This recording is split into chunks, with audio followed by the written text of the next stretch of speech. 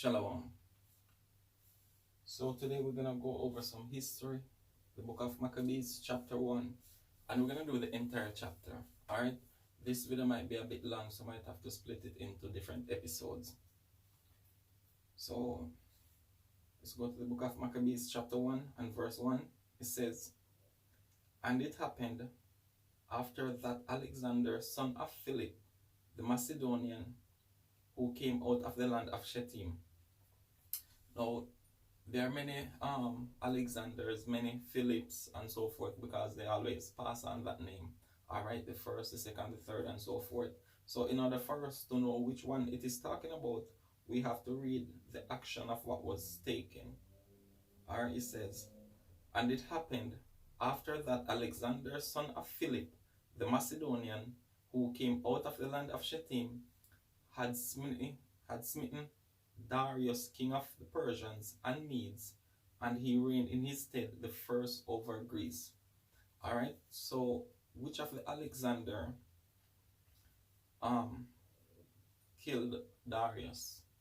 It was Alexander the Third, better known as Alexander the Great, right? And this was King Darius the Third. Let us go to the book of Daniel chapter 8 and verse 21. It says, "And the rough goat is the king of Grecia, and the great horn that is between his eyes is the first king." So that's what it's talking about here, the first over Greece. So it was Alexander the Great, or Alexander the Third, right? No, it says, "And made many wars and won many strongholds and slew the kings of the earth." So the Balkans, the Egypt, the Central Asia, and India, those regions he conquered a lot with his wars, right? He says, "And went through to the ends of the earth and took spoils of many nations, in so much that the earth was quiet before him," meaning he conquered everything, right? There was no one to stand before him. It says, "Whereupon he was exalted and his heart was lifted, and he gathered a mighty strong host and ruled over countries and nations and kings, who became tributaries unto him." So they had to pay him tributes, right? Because he was mightier. And as you know, when you're conquering, first you conquer your tribes, the tribes around you, and then you become one, right? And then what you do now is you have one military power, right? And this is where you make confederates. So all of those nations or countries that are part of the confederate, they don't make war with each other, so you are sure of peace, right? So if there should be war, it has to be external forces. So you will come together with your military to defend the confederation, the federation, right? So this was protecting the federation of Greece. It says, "And after these things he fell sick and perceived that he should die." Now let us go to verse 22, chapter 8 of the book of Daniel. It says, "Now that being broken, whereas four stood up for it, four kingdoms shall stand up out of the nation, but not in his power." So when he was about to die, he had these four kings or four generals that he put to rule.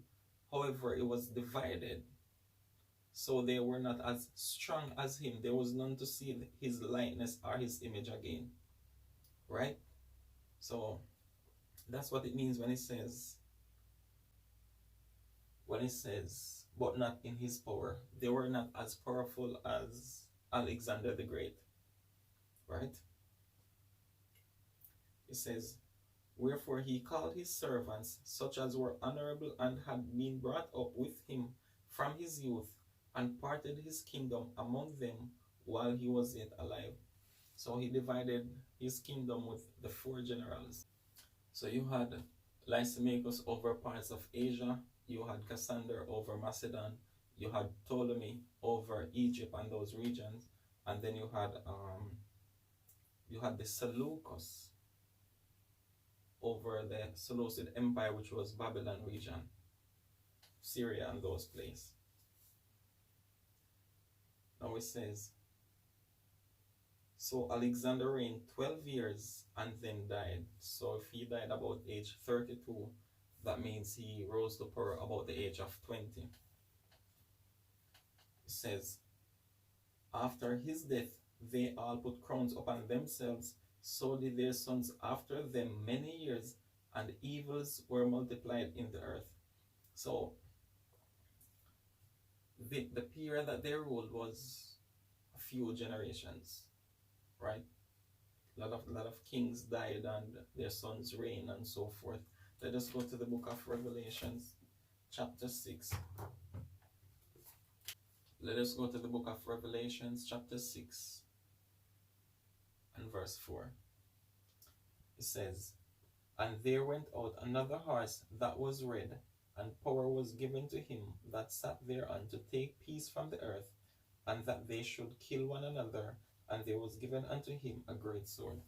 So the Diadochians, they had to make war with each other. So the Seleucid Empire was making war with the Ptolemaic Empire, and Cassander and Lysimachus also was making war. So that's the same thing, and the history is cyclical.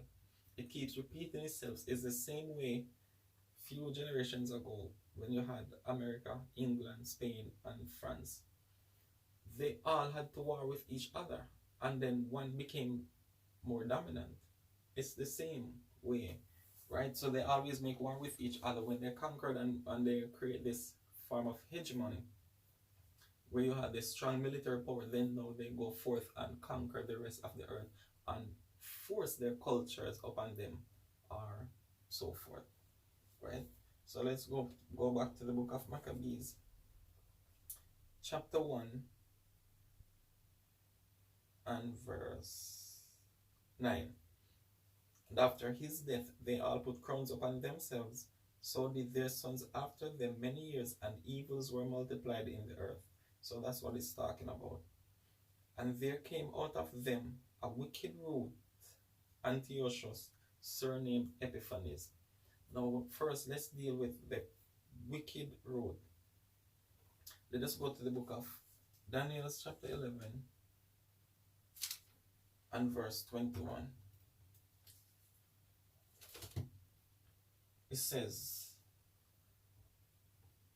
and in his estate shall stand up a vile person. So here in the Maccabees it says a wicked root, but here it says a vile person. And in his estate shall stand up a vile person, to whom they shall not give the honor of the kingdom. That's the key part. To whom they shall not give the honor of the kingdom, meaning that this person was not the heir to the throne then, right? It says, but he shall come in peaceably and obtain the kingdom by flatteries. So there's a lot of things that took place. So let's go back to this verse. It says, and there came out of them a wicked root, Antiochus, surnamed Epiphanes, son of Antiochus the king, who had been an hostage at Rome. Now, hostage at Rome. Why? Because the Roman Republic back then, they had this deal where, and if you've seen the movie Barbarians, you'll see that they take sons of the, I think the leaders of that region was called like Rikis or Riks or whatever it is. They take the noble sons as hostage back to Rome. So it's the same thing with this. What Rome did was, after they conquered Alexander the Third, right? They signed a treaty, the Treaty of Apamea, right? The Appian Treaty. They had to give them hostages, and these hostages had to be changed every 3 years. Now, these hostages were not just peasants. These were sons of the nobles. So it would be like sons of Alexander and his sons, and so forth, right? So Alexander, Antiochus. Antiochus Epiphanes, he was an hostage in Rome. He was not the heir to the throne because he had a bigger brother, which is Seleucus the Fourth, right? So At this time, when he came out of Rome as hostage, the father died. So Alexander the Third died. Seleucus the Fourth, his brother, rose to power. Right? Now, like it says in the treaty, the hostages had to be changed. So it was time now for the switch to make. So Seleucus the Fourth removed Antiochus Epiphanes from the prison, and he replaced it with his son Demetrius. So now Seleucus' son Demetrius went to Rome as hostage, and Antiochus came out. However, Antiochus didn't go directly to his brother. He didn't go directly to the kingdom. He stopped, and he got help from other people, the Eumenes.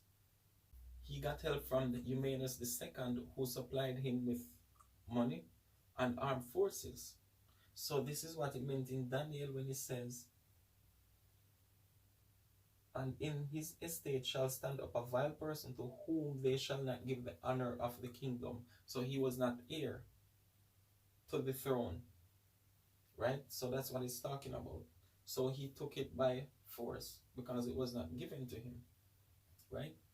Now, it says, Antiochus, surnamed Epiphanes, son of Antiochus the king, who had been an hostage at Rome, and he reigned in the 137th year of the kingdom of the Greeks. Now again, dealing with hostage at Rome, let's go to the book of 1 Maccabees, chapter 8 and verse 7. It says, and how they took him alive and covenanted that he and such as reigned after him should pay a great tribute and give hostages that was agreed upon. That is going back to the treaty of Apamea, right? So this hostage thing was part of the treaty that Rome had with Greeks, with Alexander the Third before he died, actually. So they had to carry on that treaty.